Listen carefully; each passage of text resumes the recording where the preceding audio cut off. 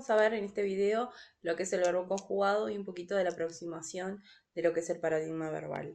En idioma español o en lengua, este es el momento cuando empezamos a trabajar más sobre el verbo, morfemas, cuando les empiezan a preocupar. Yo quiero transmitir tranquilidad, son palabras un poco difíciles, pero es muy sencillo entender el tema, que así vamos paso por paso. Empecemos por ver la definición. Un verbo lo representé con estas tres imágenes que encontramos aquí, que son acciones, estados o procesos, ¿sí? Esos son los verbos, palabras que expresan acción, estado o proceso, saltar, dormir o amar, ¿sí? También lo podemos definir como un núcleo. El núcleo, si vieron el video anterior sobre enunciado, sabrán que el verbo conjugado es el núcleo del enunciado oracional o oración. Es la palabra que expresa acción, estado o proceso y es el núcleo de la oración. Entonces ya vimos el primer punto, que era la definición, que lo encontramos aquí, y vamos a ir al segundo punto. No todos los verbos son iguales. ¿Cuál era el núcleo de la oración? El que se encuentra conjugado. Vamos a ver cuál es la diferencia entre un verbo conjugado y uno no conjugado. Y aquí lo puse como opuestos, ¿sí? Como que se enfrentan. El verbo conjugado es aquel que muestra palabras que tienen flexión verbal. ¿Qué significa la flexión verbal? Que lo puedo conjugar en persona, número, tiempo y modo. Específicamente puedo decir yo canté, tú cantaste, se cantó, nosotros cantamos, vosotros cantáis, ellos cantan. Y así en todos los tiempos verbales y modos. En cambio, con los verbos no conjugados, que los enfrenté, que están aquí, el infinitivo, el gerundio y el participio, ¿sí?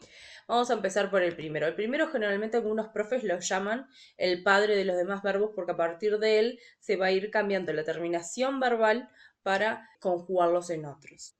Vamos a ver, el verbo en infinitivo lo pueden encontrar siempre y lo reconocen porque termina, como dice en esta imagen, en ar, en er o en ir, amar, temer, vivir, por ejemplo. El gerundio tampoco tiene conjugación verbal y termina en ando y en endo. Los ejemplos amando, temiendo y viviendo. El participio en general termina en ado, en ido, pero en algunas excepciones puede terminar en so, en to o en cho.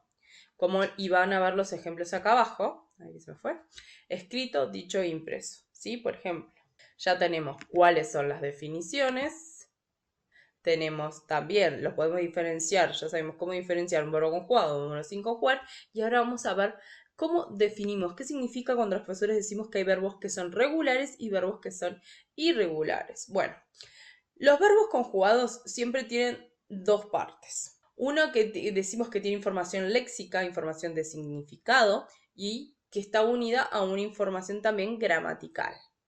Los verbos regulares pasa esto, que tenemos acá. El verbo conjugado, que tiene la terminación verbal en la parte que cambiamos, tiene información gramatical que es la persona, el número, el tiempo y el modo. Y en la raíz guarda el significado de la palabra, ¿sí? Por ejemplo, cantar.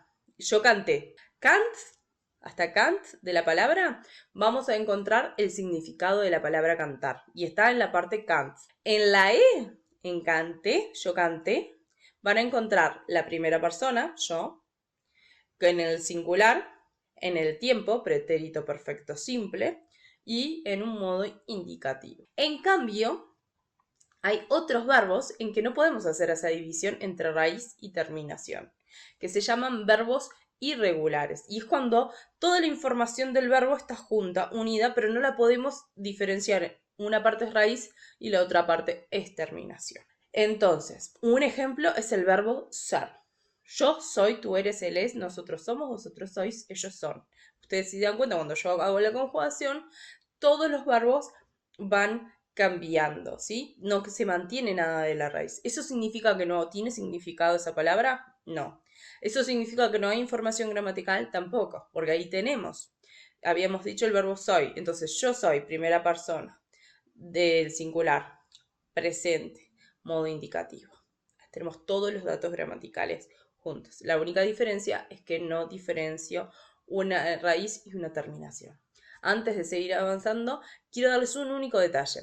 Yo le estoy acá hablando de raíz y terminación, pero esto puede variar según la gramática que utilice cada profe o cómo se sienta más cómodo explicándolo. Esto puede ser también morfema base, la raíz, y morfemas flexivos, o pueden ser también raíz y desinencias, ¿sí? Eso es como el profesor lo elija. Ninguna está mal. Y ahora vamos a ver qué es la información gramatical, porque ya les expliqué fácil qué es lo que guarda la raíz, la información de significado de la palabra. Pero ¿qué es información gramatical? Que yo la digo rápido, pero también hay que detenernos un poquitito y pensar.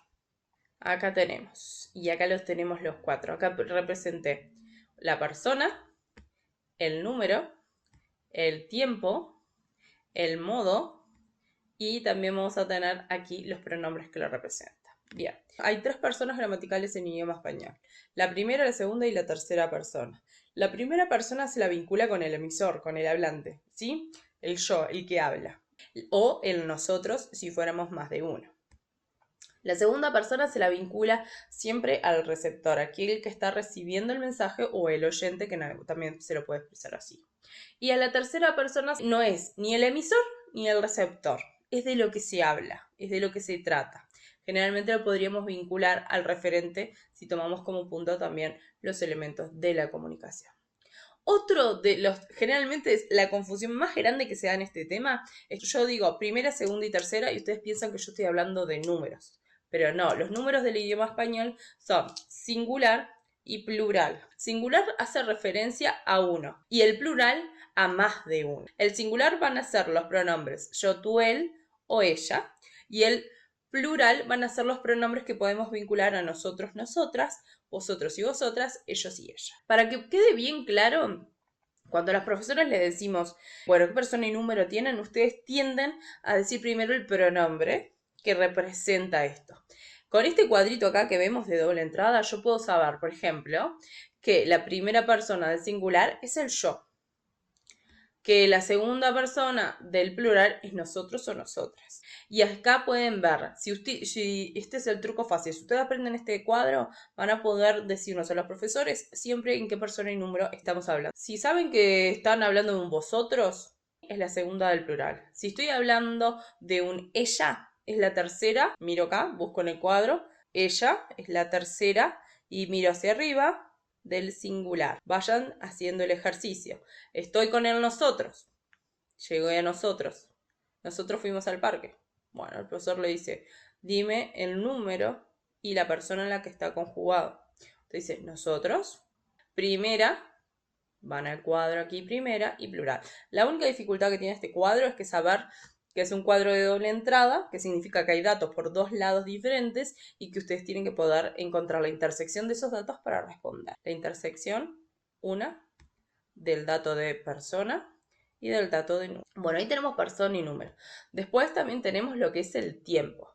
El tiempo son 3 tiempos verbales, que son el presente, los tiempos pretéritos, que generalmente cuando no estamos siendo muy técnicos les decimos pasados, y los futuros. Siempre tienen que ver con, se nombra estos tiempos con referencia al momento que el hablante, que el emisor está hablando. Entonces, lo que pasa en simultáneo es cuando el emisor habla, le llamamos presente. Lo que va a pasar, si yo estoy hablando y estoy hablando de cosas que van a pasar después, le vamos a llamar futuro. Y si estamos hablando de hechos anteriores, lo vamos a llamar tiempos pretéritos. Los pretéritos varían, hay varias categorías, pero eso lo podemos ir viendo un poquito más adelante. Igual que también les puedo ir contando y avanzando que hay tiempos que vamos a llamar compuestos, que hay verbos que funcionan con 2 palabras como si fuera uno. Eso lo vamos a ver en el video de perífrasis, que también lo pueden mirar. Ahora, último. ¿Qué es el modo? El modo tiene que ver con la actitud que el hablante tiene cuando está expresándose. Entonces, en el modo indicativo, la acción se presenta todos los hechos como si fuera algo certero, cierto. Mañana tomaré el tren de las 7, dice el ejemplo. Perfecto, es un hecho real. Por más que ya no pasó, tiene la convicción de que eso va a pasar de esa manera. Subjuntivo. El modo subjuntivo, que es una palabra muy difícil, que dice, subjuntivo, ¿qué es? Es bien simple. Es cuando nosotros expresamos una duda o un deseo o un temor. Puede que tome el tren de las 7 mañana. No estoy segura. Entonces lo que expreso es mi duda. Es todos los tiempos que utilizamos para eso. Y por último, el imperativo, que es el más fácil de encontrar, es la orden. Es aquel que utilizamos para expresar orden y siempre lo usamos fijo en la segunda persona, porque uno no se da órdenes a sí mismo. Entonces yo le digo, sentate, cállate. Entonces es bien fácil de encontrarlo. La única variación que tiene el modo subjuntivo es en segunda persona del singular o del plural. Bien, vamos a seguir avanzando un poquito más. Entonces, definiciones. Diferencias entre verbos conjugados y no conjugados.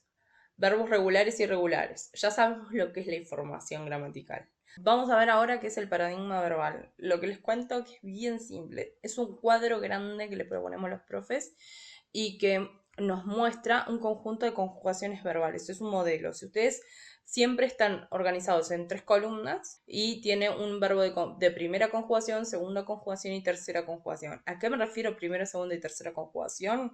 Con verbos que terminan en ar, primera, segunda, y la tercera es ir, ¿sí? Amar, temer, vivir, por ejemplo, ¿sí? Esto es lo que hace es mostrarnos, nos muestra las formas verbales no conjugadas en sus 3 formas, que era lo que yo ya les decía, y que aparecen formas verbales simples y compuestas. ¿A qué me refiero con formas simples y compuestas? A que tenemos verbos con una sola palabra, que los compone una sola palabra, como amar, y verbos que son compuestos, que se componen generalmente, siempre en realidad, con la conjugación del verbo haber más un participio. Ha amado, había amado, habré amado, por ejemplo, ¿sí? O hubiese amado, si lo quiero hacer en un modo subjuntivo.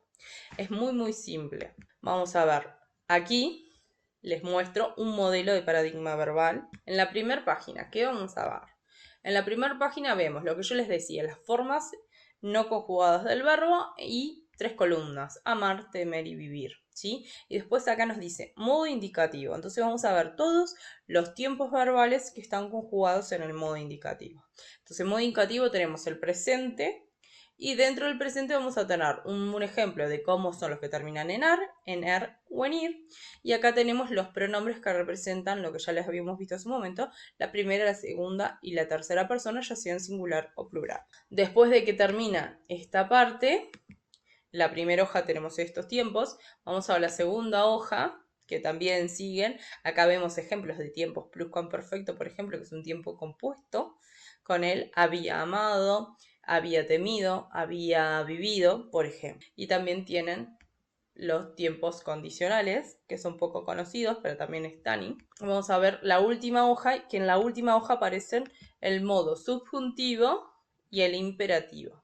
El modo subjuntivo con el tiempo presente, pretérito imperfecto, pretérito perfecto compuesto y el pretérito pluscuamperfecto del modo indicativo. Y por último, acá abajo que lo tienen, el modo imperativo, que es el que yo les decía que es bien cortito y fácil de reconocer porque es la orden. ¿Sí? Tú vive, tú ama, tú teme. Temed, amar y vivid. ¿Sí? Si lo hiciéramos en plural. ¿Sí? Bueno, el paradigma es fácil. Como se dan cuenta, también es un cuadro de doble entrada.